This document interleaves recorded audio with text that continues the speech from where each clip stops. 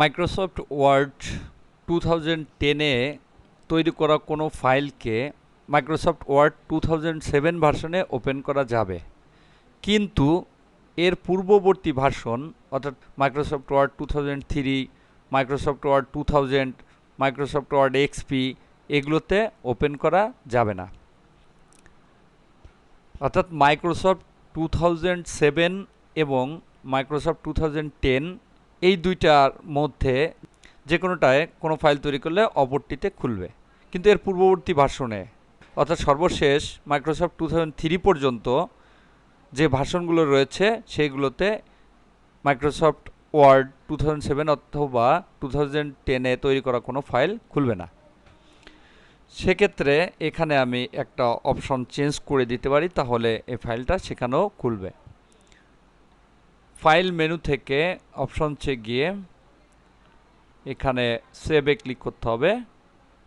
এখানে দেখতে পাচ্ছি save files in this format Word document start.docx। Computer কোনটা কোন প্রোগ্রামের ফাইল সেটা নির্ধারণ করে এর এক্সটেনশন দিয়ে। এই .docx হচ্ছে এক্সটেনশন। এরকম প্রত্যেকটা ফাইলেরই একটা এক্সটেনশন থাকে, যেটা সাধারণ অবস্থা আমরা দেখতে পাই না। তো এই এক্সটেনশনগুলো নির্ধারণ করে থাকে সেটা কোন ধরনের ফাইল। আমি মাইক্রোসফট ওয়ার্ডে একটা ফাইল তৈরি করলাম, সেখানে যখন আমি ডাবল ক্লিক করব সেটা মাইক্রোসফট ওয়ার্ডেই খুলে, অন্য প্রোগ্রামে খুলে না। আবার এক্সেলের ফাইলে যখন আমি ডাবল ক্লিক করি সেটা এক্সেলেই খুলে। এর অর্থ সে ওটা জানে যে এটা মাইক্রোসফট ওয়ার্ডের ফাইল, এটা এক্সেলের ফাইল, আর এটা জানে হচ্ছে এই এক্সটেনশন দিয়ে।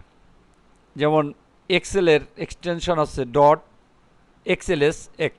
এখন প্রশ্ন হচ্ছে মাইক্রোসফট ওয়ার্ড 2007 এবং 2010-এ তৈরি করা ফাইলগুলো কেন পূর্ববর্তী ভার্সনগুলো চিনে না? তার কারণ আছে মাইক্রোসফট ওয়ার্ড 2007 এবং 2010-এর এক্সটেনশন আছে .docx, কিন্তু এর পূর্ববর্তী ভার্সনগুলোর এক্সটেনশন আছে .doc, সেক্ষেত্রে এক্স নাই। আমি একটু দেখি এখানে ক্লিক করে অন্যান্য ভার্সনের ক্ষেত্রে দেখতে পাচ্ছি মাইক্রোসফট ওয়ার্ড ডকুমেন্ট আছে .docx, কিন্তু এখানে আরেকটা অপশন দেখতে পাচ্ছি ওয়ার্ড 97 থেকে 2003 ডকুমেন্ট, এখানে আছে .doc, এখানে কিন্তু এই এক্সটা নেই। এই জন্য যখন আমি ডাবল ক্লিক করব তখন সে মাইক্রোসফট ওয়ার্ড পূর্ববর্তী ভার্সনগুলোতে খুলতে পারবে না, কারণ এর এক্সটেনশন আলাদা। আমি যদি এখান থেকে সেভ ফাইলের ফরম্যাটটা এটা চেঞ্জ করে দিয়ে আসি, অর্থাৎ 97 থেকে 2003, তাহলে এখানে যে ফাইলগুলো আমি তৈরি করব 97 থেকে এ পর্যন্ত যতগুলো ভার্সন আছে অর্থাৎ 97, 2000, এক্সপি 2003, 2007, 2010 সব ভার্সনে এই ফাইলটা খুলবে।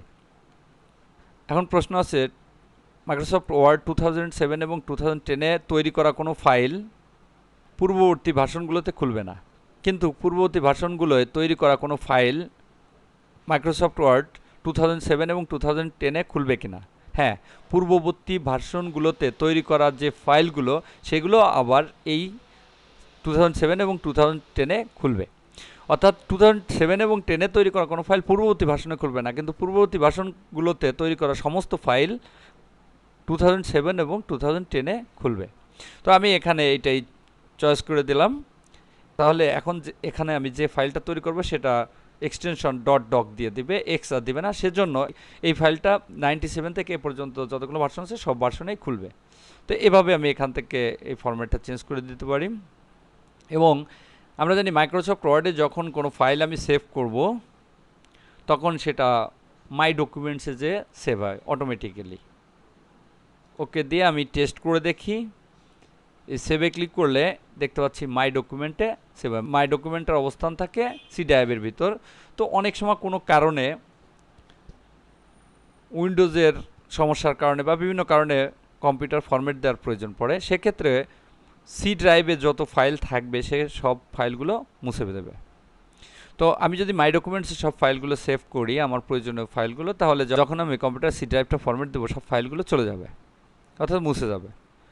এই জন্য কোনো গুরুত্বপূর্ণ ফাইলকে সি ড্রাইভে না রাখাই ভালো, অন্য ড্রাইভে রেখে দেওয়া ভালো। সেক্ষেত্রে এখান থেকে আমি ডিফল্ট সেটিংটা পরিবর্তন করতে পারি। আমি এখানে ডি ড্রাইভে একটা ফোল্ডার তৈরি করেছি জাহিদ নামে, দেখতে পাচ্ছি জাহিদ নামে একটা ফোল্ডার রয়েছে, এর ভিতরে কিছুই নেই। আমি এই ফোল্ডারটাকে চিনিয়ে দেবো, অর্থাৎ আমি যখন সেভ করব সমস্ত ফাইলগুলো এই ফোল্ডারের মধ্যে যে চলে যাবে। তাহলে এখান থেকে ফাইলে গিয়ে অপশনসে গিয়ে সেভ, এখান থেকে আমি চয়েস করে দেই মাই কম্পিউটার রিড্রাইভ জাহিদ। আমি এই ফোল্ডারটাকে এখানে চিনিয়ে দিয়ে আসলাম। ওকে, এখন যদি এখানে কোনো ফাইল লিখে আমি সংরক্ষণ করতে চাই, তাহলে এখানে সেভে ক্লিক করলে দেখা যাবে সেই জাহিদ ফোল্ডারটা চলে আসছে ডি ড্রাইভের ভিতরে, অটোমেটিক সেট হয়ে গেল। এখন আমি যে ফাইলটা এখানে সেভ করি না কেন, সে ফাইলটা অটোমেটিক্যালি ডি ড্রাইভের জাহিদ ফোল্ডারের ভিতরে যে সেভ হবে।